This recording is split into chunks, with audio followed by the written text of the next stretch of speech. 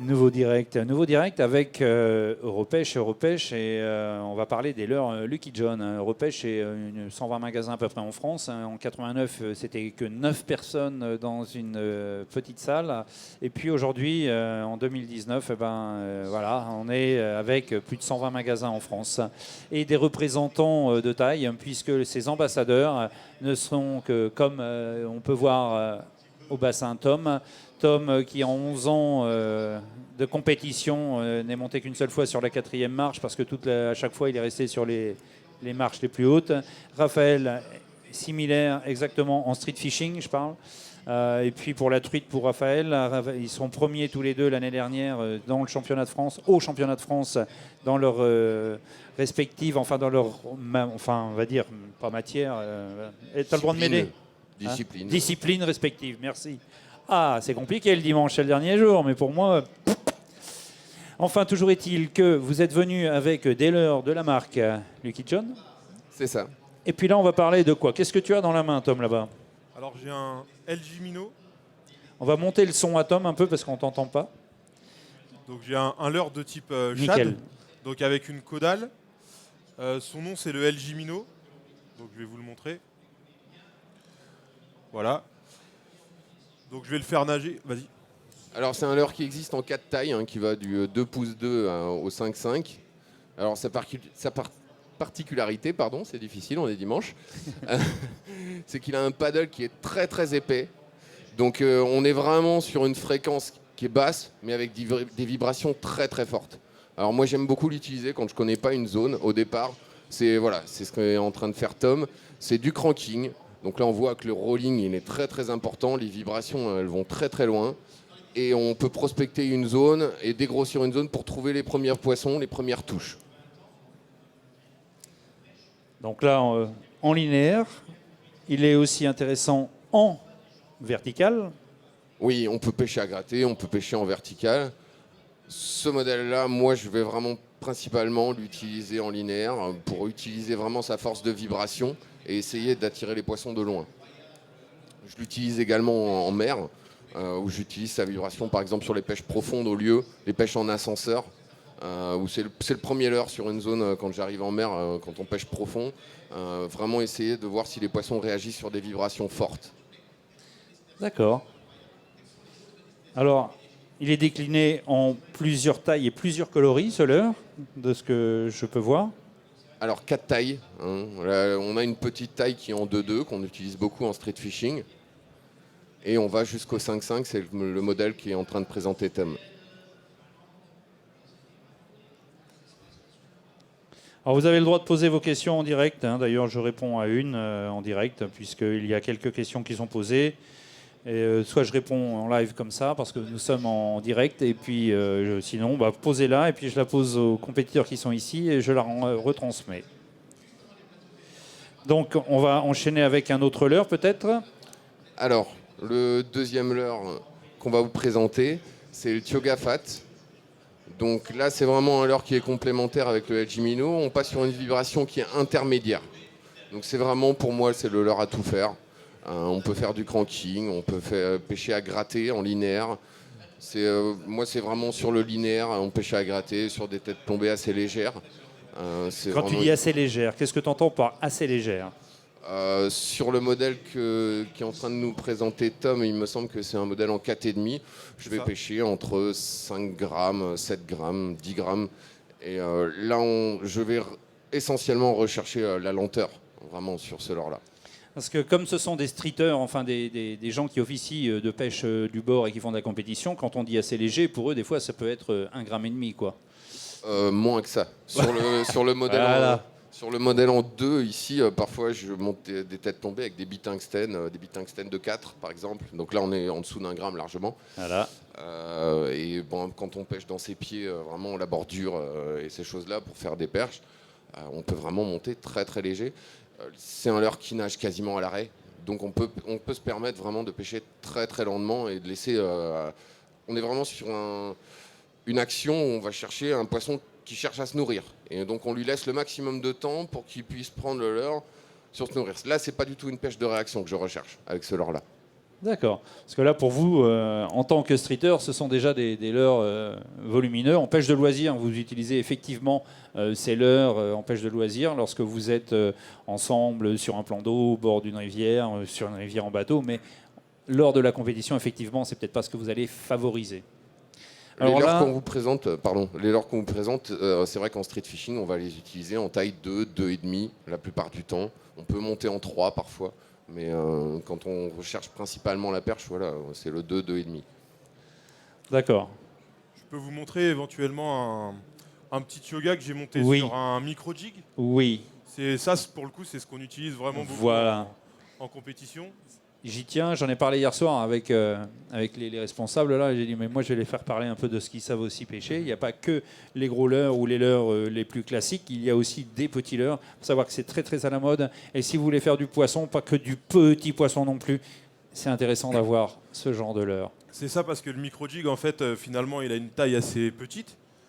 Donc ça permet en compétition, avant tout, on cherche à faire le plus de poissons possible. Et une fois que c'est fait, on a atteint un quota de 6 poissons, on cherche à augmenter la taille des prises.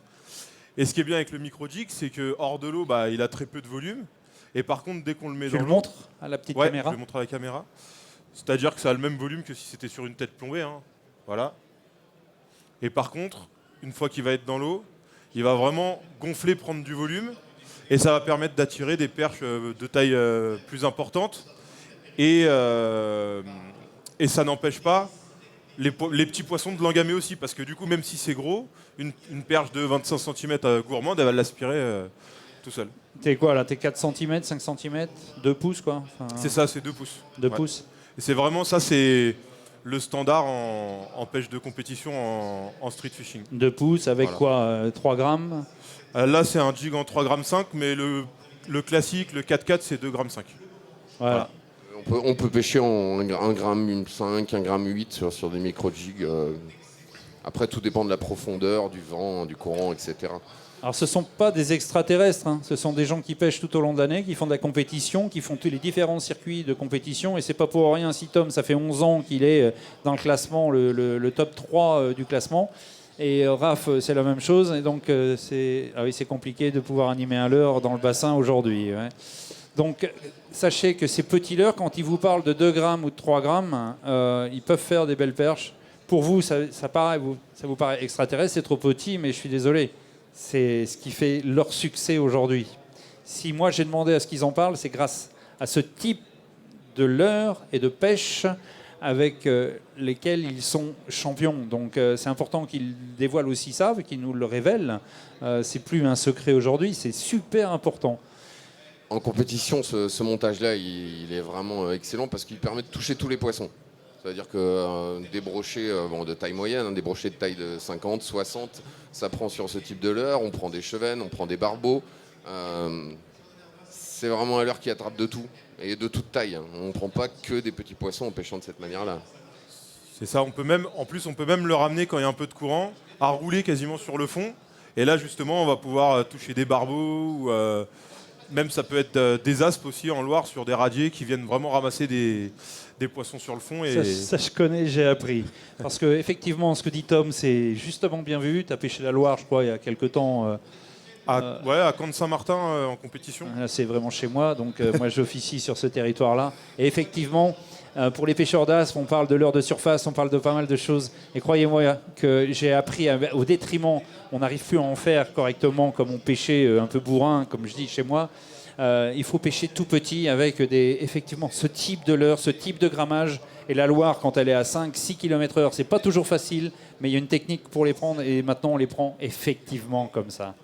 C'est tout à fait. Mais t'as pas mis longtemps à calculer le truc. On t'a peut-être donné 2-3 tuyaux, mais t'as pas mis longtemps à calculer le truc.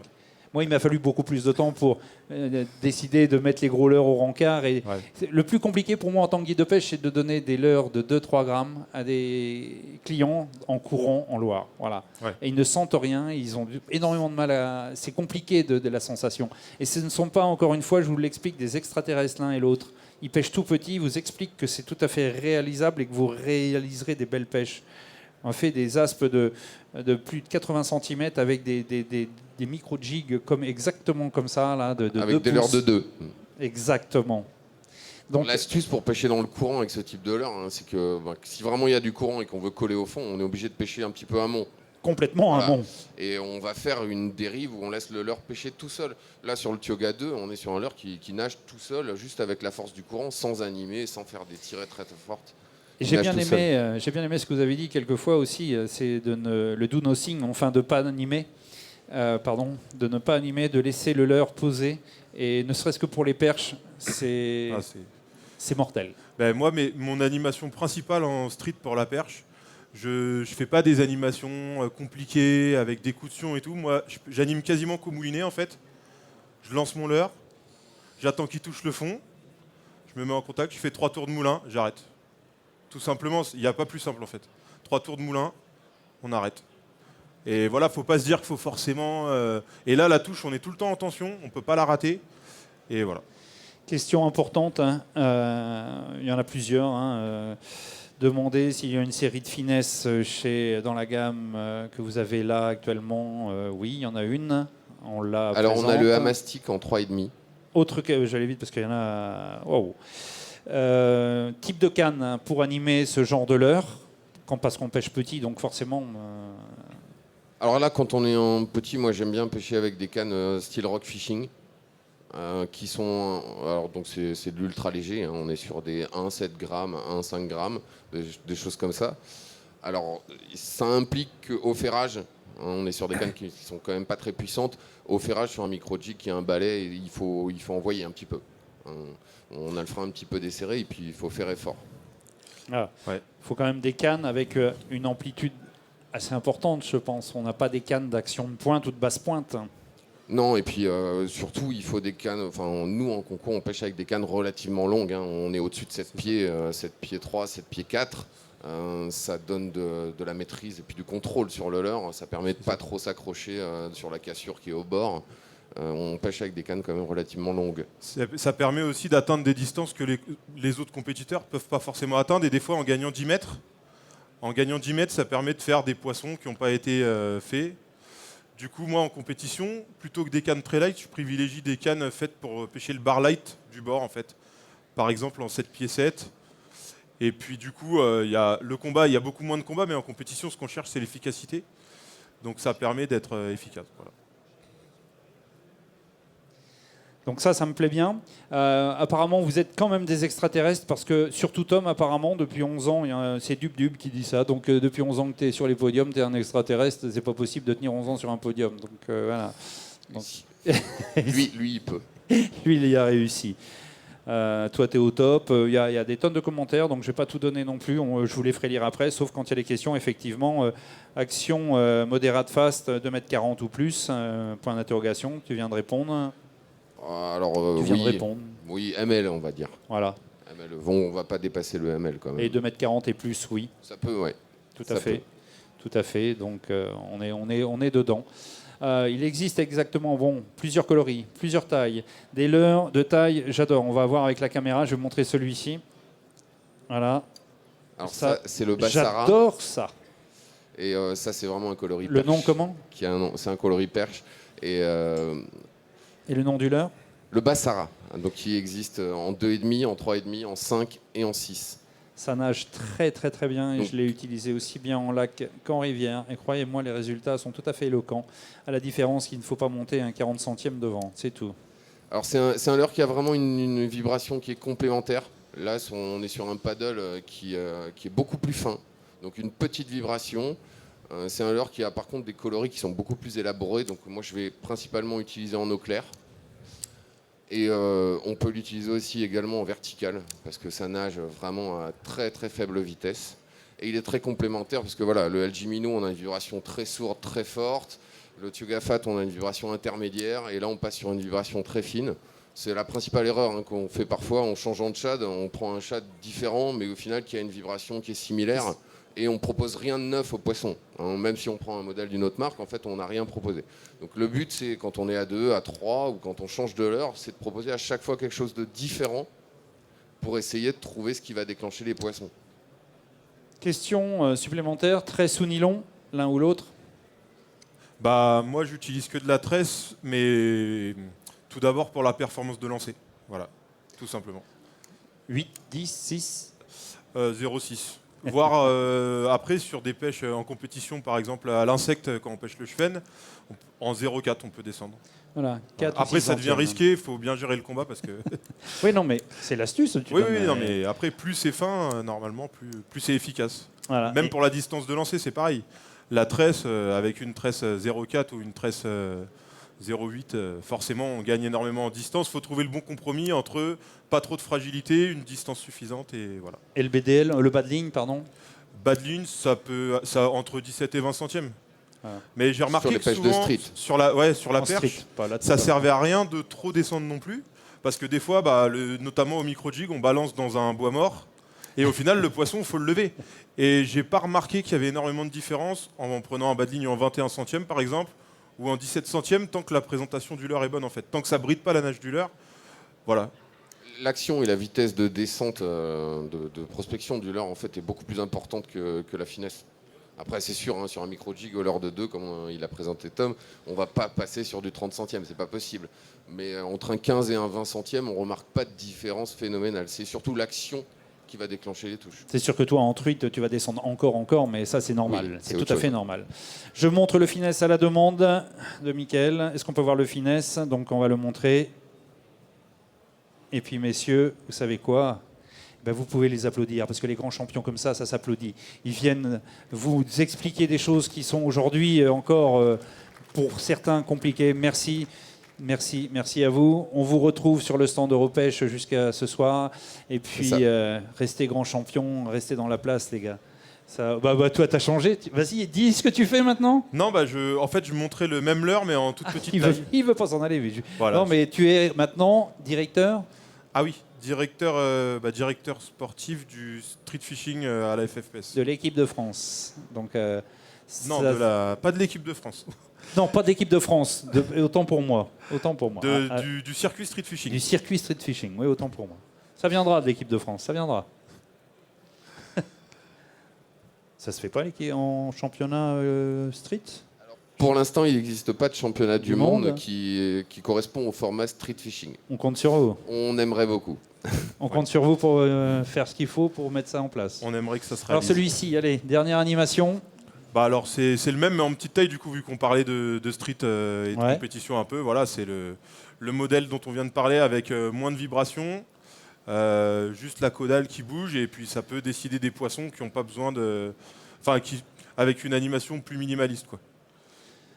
Imprégné ou pas?